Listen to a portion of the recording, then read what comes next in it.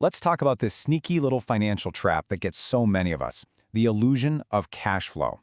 It's all about the difference between feeling busy and actually building wealth.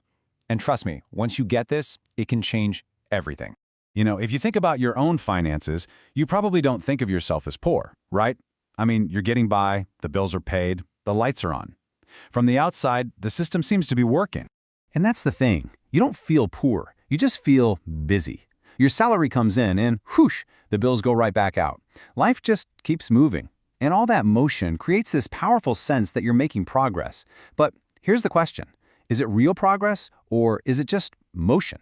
So that feeling of being busy, not poor, that's what leads us to this first big idea, the illusion of fine.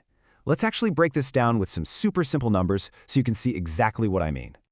Okay, so let's say your after-tax income each month is $3,500. That's a pretty solid number, right? It hits your account and you feel pretty good about it. And then, boom, right on schedule, the biggest bill hits. Rent, or maybe the mortgage, $1,200, gone. But hey, you were expecting that. It's all part of the plan.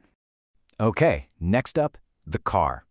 Payment and insurance, that's another $500 out the door. But again, this is just a normal, everyday bill. No alarm bells are ringing.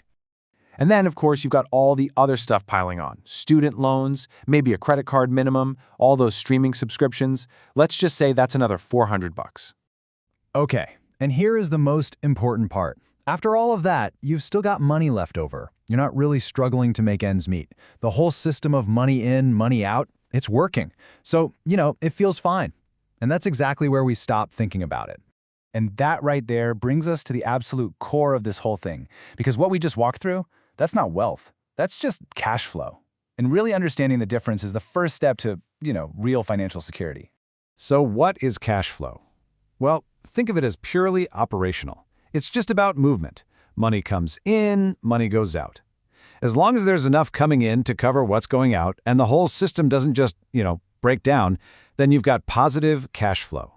It feels stable for sure, but it is not the same thing as being secure. Not even close. Wealth, though. Wealth is a completely different animal. It has absolutely nothing to do with how much money is flowing through your hands. Wealth is what's left when the income just stops. It's your foundation. It's your buffer. It's what's still there after the earthquake hits and that paycheck suddenly disappears.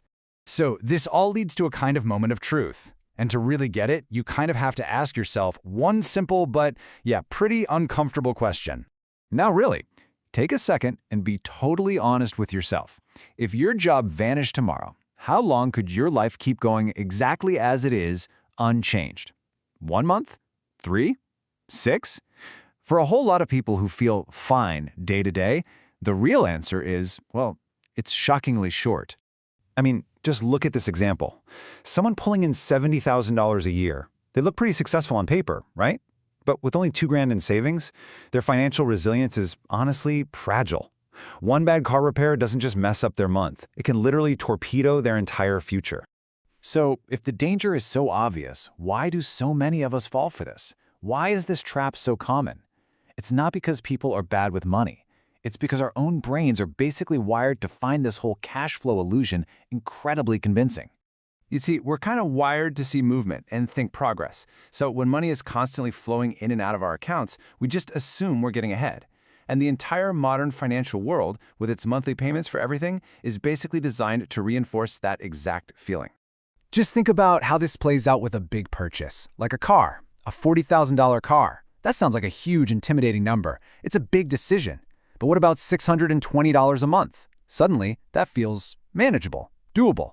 This little mental trick turns a massive financial decision into a much smaller, emotional one, and it does a great job of hiding the true long-term cost. Okay, so we've laid out the problem, right? And the psychological trap that keeps us there. So, what's the solution? How do we actually break free? Well, it all starts with making a conscious choice to reject that cash flow mindset and start thinking with a wealth mindset instead. And the shift is actually super simple. It all comes down to the question you ask yourself. The cash flow mindset asks, can I afford the monthly payment? It's all about the here and now. The wealth mindset, on the other hand, asks a totally different question. What does this purchase delay? What freedom am I trading for this thing? See, when you only focus on that monthly payments, you end up building a life that looks really stable on the outside, but underneath, it's incredibly fragile. There's just no margin for error, no buffer, and zero flexibility. You can't take a risk, you can't walk away from a bad job, you're stuck. And this, right here, might be the most important takeaway of all. Real wealth is, well, it's often kind of boring. It's not about the flashy Instagram photos or the brand new car in the driveway. It shows up quietly. It shows up as options. It's the option to quit that job you can't stand. It's having the time to actually be with your family. And it's the calm you feel when you know for sure that you have a real foundation under your feet. And here's the thing that will stick with you long after this is over.